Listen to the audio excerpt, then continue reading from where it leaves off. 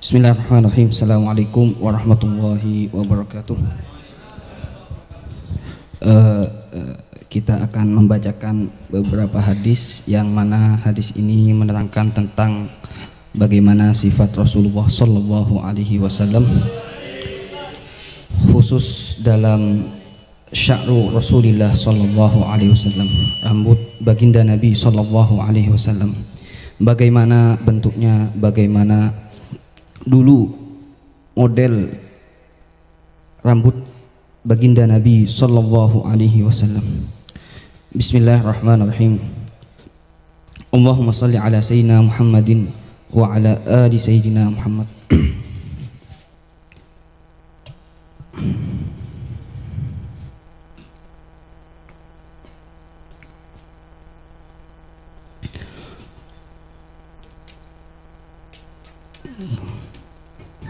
Qala al-Imam At-Tirmidzi fi kitabih Asy-Syama'il Muhammadiyah, babu ma jaa fi sya'ri Rasulillah sallallahu alaihi wasallam, bab yang mana menerangkan tentang rambut baginda Nabi sallallahu alaihi wasallam. Haddatsana Ali bin Hajar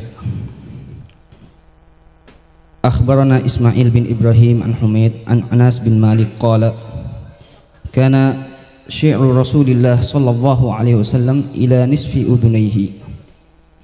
Ada rambut Rasulullah sallallahu alaihi wasallam ila nisfi udunaihi, nyampe kepada pertengahan hidungnya sallallahu alaihi wasallam.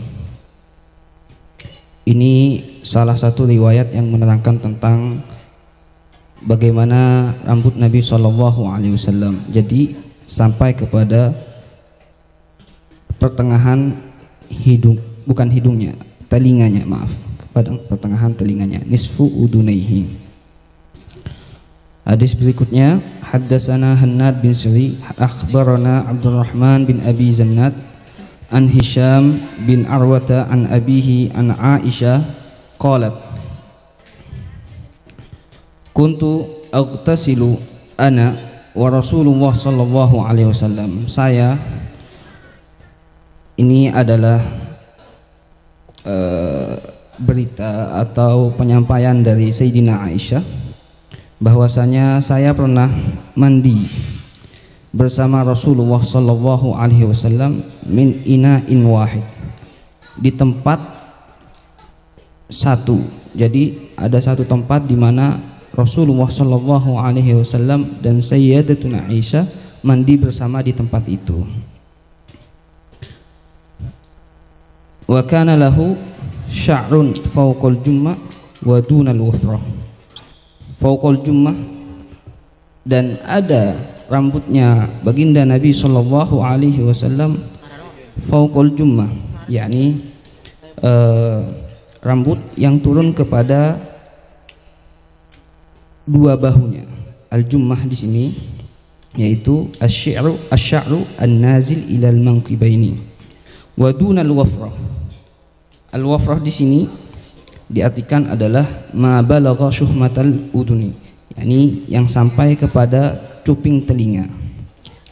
Jadi ini adalah salah satu keadaan yang mana dari hadis ini ada beberapa faidah. Yang pertama adalah kita boleh mandi bersama istri kita di satu tempat, dan boleh dilakukan karena bagaimanapun juga kalau kita cinta kepada baginda Muhammad sallallahu alaihi wasallam, maka kita akan mengerjakan apa yang beliau kerjakan. Maka kerjakan meskipun satu kali atau dua kali atau tiga kali atau berkali-kali dalam hidup kita.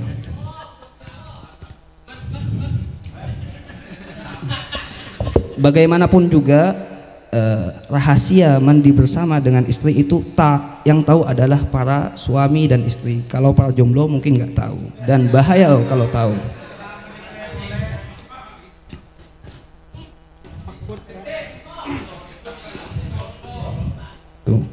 Itu yang pertama. Yang kedua, bahwasanya di sini Sayyidatuna Aisyah melihat Nabi, rambut Nabi. Jadi boleh ketika mandi bersama istri itu melihat suami.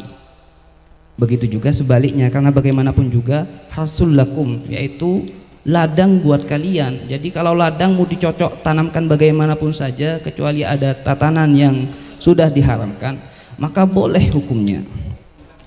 Untuk selanjutnya mungkin bab khusus.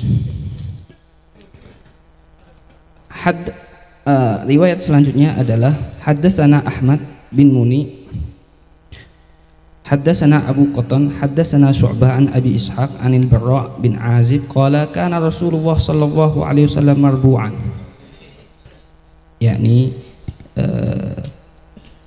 marbu'an itu tidak lancip, tidak apa, yang penting sederhana, persegi 4. Bu'aida ma bainal mankibaini, jauh daripada bahu, kedua bahunya. Wa kanat jummatuhu, yakni apa, rambutnya itu tadribu syuhmata udunaihi, menggerakkan atau menyentuh kadang-kadang kepada cuping telinganya. Jadi kalau kita bisa membayangkan bagaimana Rasulullah itu kadang rambutnya ada baina udunaihi, kadang lebih panjang kepada sampai menyentuh kepada mangkibaihi, sampai juga kadang rambutnya itu menyentuh kepada syuhmatu udunaihi, menyentuh kepada cuping telinganya. Ini adalah beberapa model yang mana Rasulullah Shallallahu Alaihi Wasallam melalui keadaan-keadaan ini. Selanjutnya haddatsana Muhammad bin Bashar, haddatsana Wahab bin Jarir bin Jazim qala haddatsani abi an Qatadah qala qultu li Anas, yakni abi an Qatadah ini mengatakan kepada Anas, kaifa kana sya'ru Rasulillah sallallahu alaihi wasallam, bagaimana bentuk atau keadaan rambut baginda Nabi Muhammad sallallahu alaihi wasallam. Qala, berkata Anas tadi, lam yakun bil ja'di wala bil basti, tidak keriting, tidak bergelombang rambutnya, dan wala bil basti, tidak lurus. Jadi sedang-sedang saja, tidak keriting, tidak, ya bagaimana kita membayangkan, enggak keriting banget dan tidak lurus banget. Itu adalah model rambut baginda Muhammad sallallahu alaihi wasallam. Kana yablughu sya'ruhu syuhmata udunaihi, karena rambutnya itu kadang pernah nyampe kepada syuhmata udunaihi, cuping telinganya. Hadis berikutnya adalah haddatsana Muhammad bin Yahya bin Abi Amr, haddatsana Sufyan bin Uyainah an ibn Abi Nujaih an Mujahid an Ummi Hani binti Abi Talib qalat qadama Rasulullah sallallahu alaihi wasallam Makkah qadmatan wa lahu arba'u ghadair.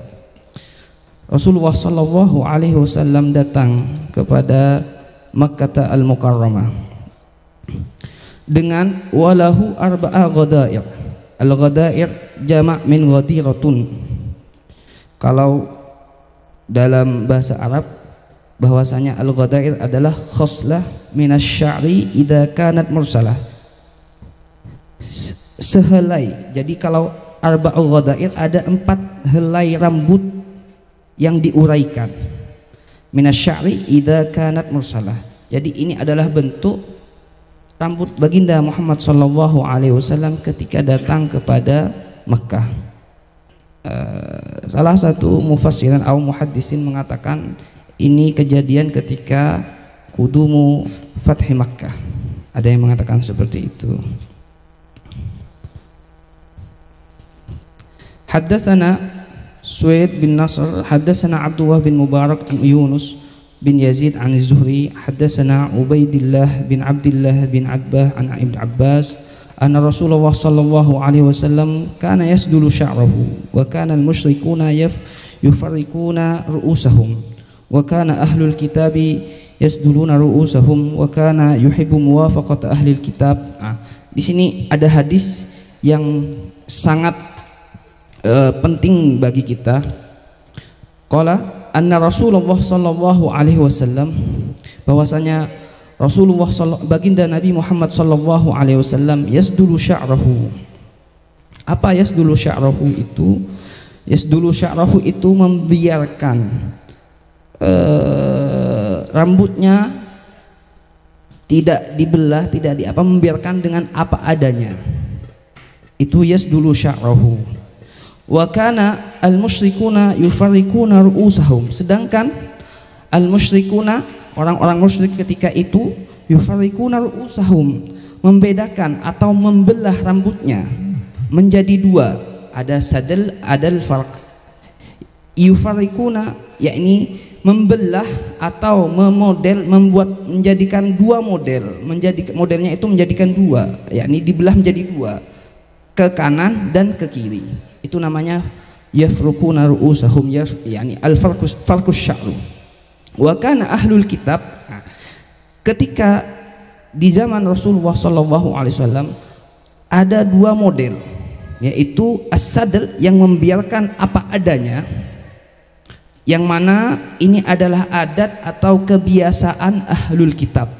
Ahlul kitab itu adalah orang yang mempercayai kitab-kitab yang diturunkan oleh Allah Subhanahu wa taala sebelum Al-Qur'an, sebelum kitab Al-Qur'an kepada Nabi Muhammad sallallahu alaihi wasallam, kayak Injil, Zabur dan seterusnya. Ini bentuk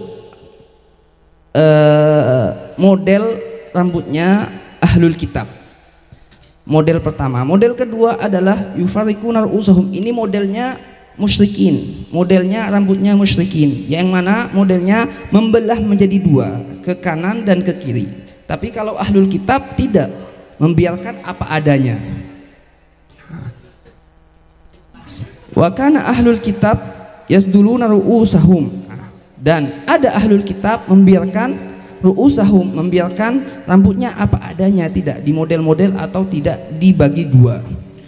Wah, ini yang sangat, yang bagaimana Rasulullah Shallallahu Alaihi Wasallam model dakwahnya bagaimana. Di sini ada dua kelompok, ada musyrikin, ada ahlul kitab.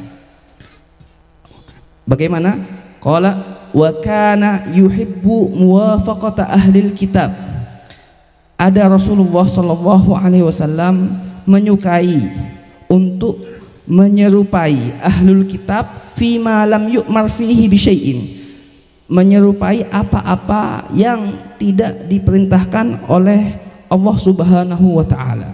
Jadi kayak sadel, kayak membiarkan model rambut itu seperti apa adanya, itu tidak ada perintah, tidak ada larangan dari Allah Subhanahu wa taala. Maka Rasulullah lebih suka kepada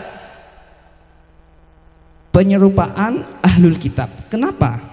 Qala summa faraqa Rasulullah sallallahu alaihi wasallam. Setelah itu beberapa waktu kemudian faraqa, mana faraqa?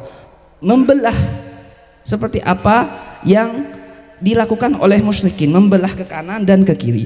Ini ada satu rahasia, yaitu ketika ada dua kelompok, yaitu musyrikin sama ahlul kitab, Rasulullah Shallallahu Alaihi Wasallam lebih memilih kepada ahlul kitab. Kenapa?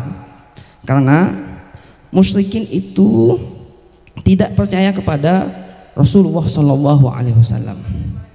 Maka dari itu Rasulullah lebih menyukai menyerupai ahlul kitab taklifan lahum, supaya mereka itu bisa mengikuti, bisa mengimani sesuai dengan apa yang ada dalam kitab sebelumnya. Karena bagaimanapun juga ahlul kitab, yaitu semua kitab diturunkan oleh Allah Subhanahu wa taala. Ya. Setelah itu, setelah musyrikin tidak ada, di waktu itu Rasulullah Shallallahu Alaihi Wasallam pindah model kepada membelah membelah rambut menjadi dua, yaitu ke kanan dan ke kiri. Kenapa? Karena supaya tidak sama dengan ahlul kitab. Tuh. Ini bagaimana caranya? Nah, di sini ada ulama mengatakan dari hadis ini disunnahkan kita untuk tidak menyerupai orang-orang yang musyrik kepada Allah Subhanahu wa taala, yang tidak beriman kepada Allah Subhanahu wa taala, yang tidak beriman kepada Rasulullah sallallahu alaihi wasallam. Jadi sangat relevan sekali, padahal al-farqu was-sadru itu jais, akan tapi di sini diberikan metode bagaimana kita berdakwah kepada umat yang mana umat itu berbeda-beda. Ada yang musyrik, ada yang ini.